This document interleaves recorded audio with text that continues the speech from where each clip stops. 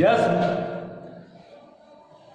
Dear at fourth sem के बच्चों, आज मैं आपको बताऊंगा कि उन सेंटेंसेस के बारे में बताऊंगा जिन सेंटेंसेस के लिए आप लोग फोर्थ सेम के बच्चे और सेकंड सेम के बच्चे बहुत ज़्यादा वैसे रहे हैं, परेशान रहे हैं। मैं आज आपको सारे सेंटेंसेस के बाद फ्यूचर परफेक्ट कंटिन्यूअस के बाद मैं आपको एक्टिव वॉइस, पैसिव वॉइस मैंने आपको बता दिए हैं, डायरेक्ट बता दिए हैं, आर्टिकल, प्रीपोजिशन सब मैंने आपको बता दिया। यहाँ तक कि दो तीन मेथड भी आपको मैंने बता दिए हैं। तो यहाँ पर आज हम देखते हैं कॉम्प्लेक्स सेंटेंसेस आपके कौन से होते हैं। कॉम्प्लेक्स को हम सबसे पहले जानते हैं कि कॉम्प्लेक्स का क्या वो होता है मीन्स। कॉम्प्लेक्स से मतलब है जो हमें अपना विस्तृत वाक्यों को हम कहते हैं। जब हम किसी दो वाक्यों को, भिन्न भिन्न वाक्यों को जोड़ते हैं, जब हम दो भिन्न भिन्न वाक्यों को आपस में जोड़ते हैं तो वो आपके कॉम्प्लेक्स सेंटेंस कहलाते हैं।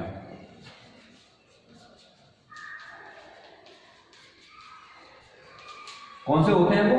जब हम किन्हीं दो वाक्यों को आपस में जोड़ते हैं तो वहां पर मतलब जैसे दो वाक्य हों और दो वाक्यों के बीच में कोई भी प्रश्नवाचक चिन्ह न हो या कोई प्रश्नवाचक आपका जो है शब्द न हो, लेकिन फिर भी हमको उन दो वाक्यों को जोड़ना है तो हम उन दोनों वाक्यों की अंग्रेजी को भिन्न भिन्न ना करके हम उसको दैट से जोड़ देते हैं। दैट, THAT, दैट का मतलब कि लगाकर तुम मेरे पास पहुंचे ही थे कि मैंने तुमको वहां से भगा दिया। तुम मेरे भाई हो कि या मेरे दोस्त हो, है ना। तुम मेरे भाई हो या कि मेरे दोस्त हो। जैसे हम वाक्य आपका लिखते हैं सबसे पहले कॉम्प्लेक्स में, गोपाल जानता है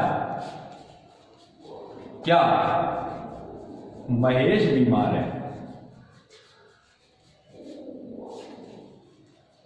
अब है ना, यहां पर आपके दो वाक्य हैं। पहला वाक्य कौन सा है? सबसे पहली बात तो है कि ये जानता है गोपाल, वो क्या जानता है कि जो महेश है वो बीमार है। अब ये दो वाक्य हो गए। अब इन दो वाक्यों को हमें आपस में जोड़ना है तो कैसे होगा?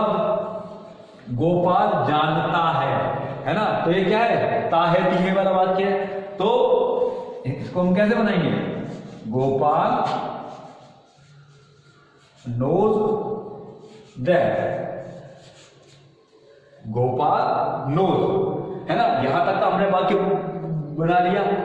क्या है कि महेश बीमार है। तो अब यहां पर आप देखो कि यहां पर एक शब्द है कि जो कि बीच में दिखाई नहीं पड़ रहा लेकिन वो फिर भी है। तो पहले क्या है? गोपाल जानता है। तो ये वाक्य कैसा है? प्रेजेंट डेफिनिट टेंस है, ता है तीहे वाला वाक्य है। तो गोपाल नोज दैट क्या महेश बीमार है। अब ये आपका सिंपल सेंटेंस है। तो Mahesh is ill, Mahesh is ill, ILL, ये आपका बन गया कॉम्प्लेक्स सेंटेंस। अच्छा, और जैसे दूसरा जो आता है, सबसे बड़ी बात है कि सबसे जो टॉप की जो आपकी जो बात है वो बात यह है कि जब हम आपका दैट का प्रयोग यहां पर के लिए करते हैं, है ना। मिश्रित वाक्य हैं। मिश्रित वाक्य आप जानते हो कि जैसे दो वाक्य जब हम मिलाते हैं तब वहां पर जो पृथक पृथक वाक्य में जो हम जोड़ते हैं और बीच में अगर प्रश्नवाचक चिन्ह ना हो तो हम प्रश्नवाचक चिन्ह के लिए या शब्द भी ना हो तो हम दैट का प्रयोग करते हैं। अब वैसे वाक्य भी मैंने आपको लिख करके बताया। दूसरी बात है कि जहां पर आपका प्रश्नवाचक वाक्य हो, जैसे पहला वाक्य तो सिंपल सेंटेंसेस में हो, दूसरा वाक्य आपका प्रश्नवाचक में हो, है ना। तो क्या करते हैं, तब हम आपके दैट का प्रयोग नहीं करते हैं, तब हम आपके दैट का प्रयोग नहीं करते। यदि पहला वाक्य सिंपल हो और दूसरा वाक्य आपका प्रश्नवाचक हो, तब हम आपका दैट का प्रयोग नहीं करते। जबकि जो प्रश्न सूचक जो होता है शब्द की अंग्रेजी के साथ ही हम उस वाक्य को बना देते हैं, है ना। तो हम उसको वैसे ही वाक्य के साथ में बना देते हैं। जैसे ये वाक्य है आपका, क्या आप मुझे बता सकते हैं, क्या आप मुझे बता सकते हैं, क्या बता सकते हैं कि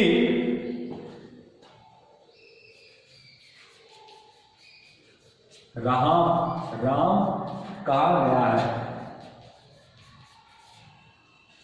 अब आप ये देखिए, मैंने बताया था कि अगर आपका प्रश्नवाचक वाक्यों में ऐसे हो पाएगा तो हम इस वाक्य को यूं बना सकते हैं। कैसे, क्या आप मुझे बता सकते हैं, ते हैं वाला है ये, क्या आप मुझे बता सकते हैं, ये अब अक्ते की बात आ गई। तो अक्ते के लिए हम क्या प्रयोग करते हैं, कैन। तो कैन बताना क्या है, tells me, can you tell me,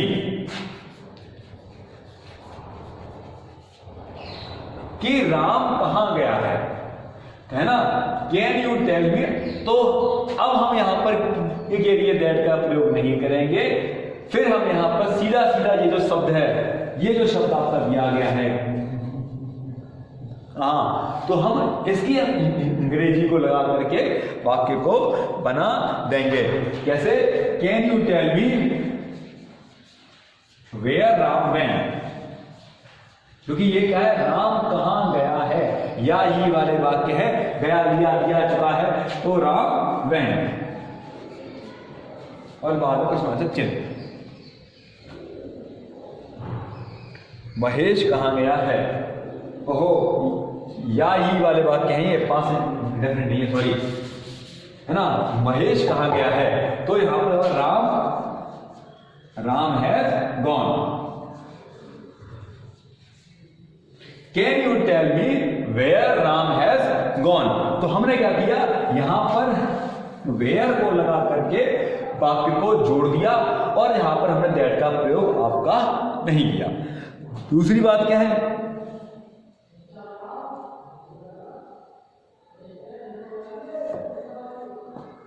where has gone. तो यहां पर तो हमने आपका प्रश्नवाचक चिन्ह इसमें सबमिट कर दिया। दूसरी बात अब हम क्या देखते हैं, कॉम्प्लेक्स नहीं, मिश्रित वाक्यों का जो एक और नियम है कि यदि पहला वाक्य जो है, यदि ऐसे वाक्यों में और अगर कोई भी, जैसे बात आई कि प्रधानाचार्य महोदय कहां रहते हैं, है ना, ये वाला वाक्य है, where does the principal live, where does the principal live. हम जब इसको डेफिनेट में बनाएंगे तो हम यही वाक्य बनाएंगे, where does the principal live. लेकिन साथ ही साथ हम क्या करेंगे कि किंतु ये वाले वाक्य को पहले वाक्य में जोड़ने के लिए हम वेयर द प्रिंसिपल लिव्स बनाएंगे, मैं परिवर्तित इसको कर देंगे। तीसरा आपका जो इसमें जो नियम क्या कहता है, तीसरा नियम कहता है कि यदि ऐसे वाक्यों के बाद में कोई प्रश्नवाचक चिन्ह आपका लगा दिया जाए, क्योंकि यह तो एक ही बात है, पूरी बात एक ही हो रही है, तो वहां पर क्या करते हैं कि वहां पर प्रश्नवाचक चिन्ह का प्रयोग नहीं करते। नाउन जहां पे क्लॉज होते हैं, नाउन क्लॉज के साथ कभी भी प्रश्नवाचक चिन्ह का प्रयोग नहीं होता है। तीसरी बात क्या है,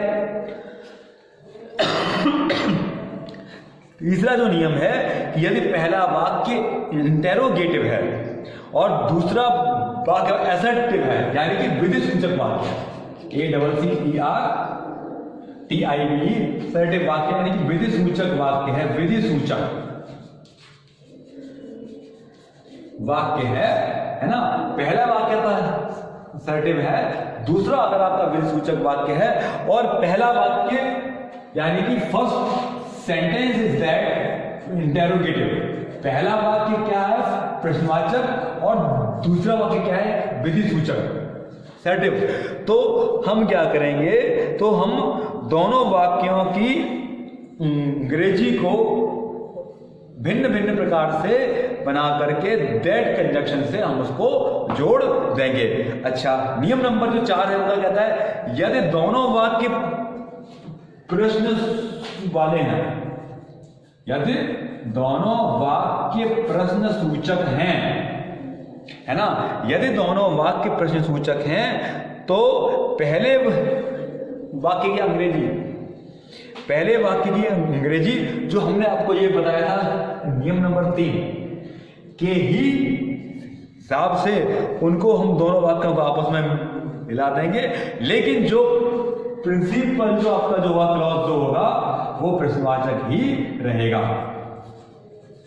प्रश्नवाचक क्लॉज जो है वह प्रश्नवाचक रह सकता है, वहां पर हम आपके प्रश्नवाचक का प्रयोग कर सकते हैं यदि वाक्य प्रिंसिपल क्लॉज में है। और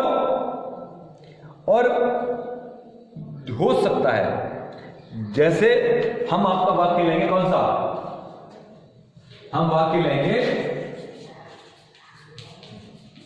मुझे ज्ञात नहीं कि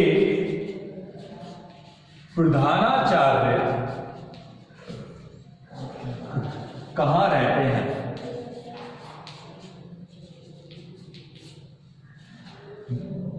मुझे ज्ञात नहीं कि प्रधानाचार्य कहां रहते हैं, तो मुझे ज्ञात नहीं को क्या लिखेंगे? आई don't no, I don't no. अब मैंने कहा था कि अगर वाक्य में प्रश्नवाचक हो तो हम वही प्रश्नवाचक शब्द से ही वाक्य को जोड़ देते। आई डोंट नो वेयर, यहां पर हमने अब जो है दैट का प्रयोग नहीं किया है, तो क्या है? I don't know where the principal lives.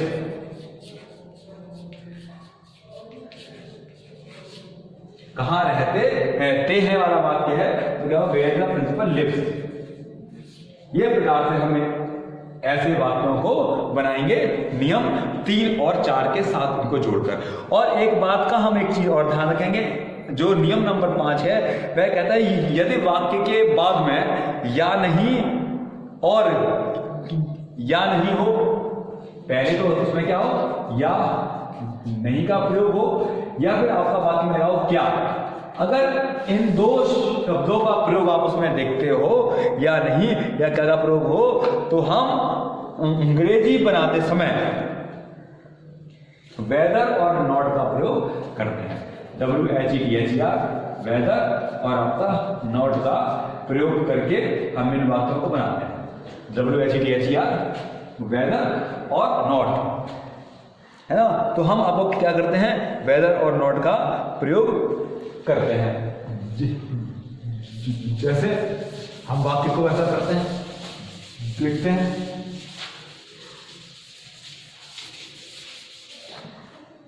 वाक्य हमारा क्या है? मैं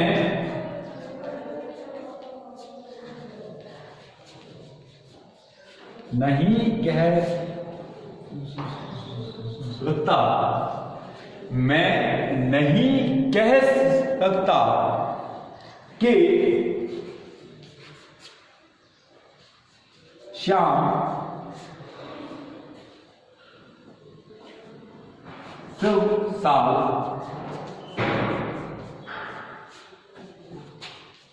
उत्तीर्ण होगा या नहीं।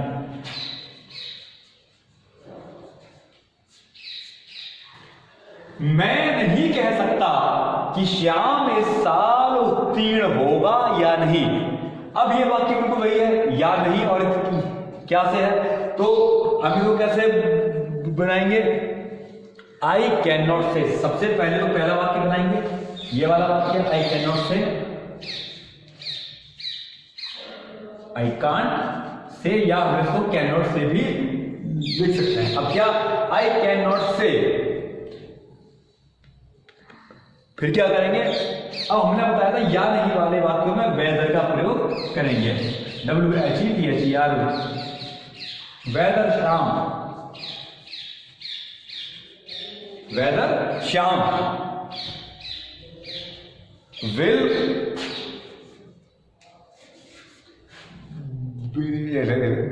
विल का जो इसमें जो है प्रयोग क्यों किया जा रहा है, क्योंकि यह बात की फ्यूचर का होगा वाला वाक्य है ये। तो वेदर श्याम विल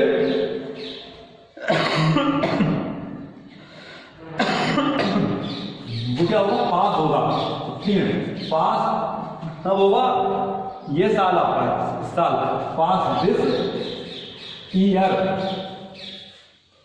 और क्या लगाएंगे, वेदर के बाद में हमने क्या कहा था, और नॉट भी लगाएंगे, तो और पास दिस ईयर और नॉट, और बाद में फुल स्टॉप।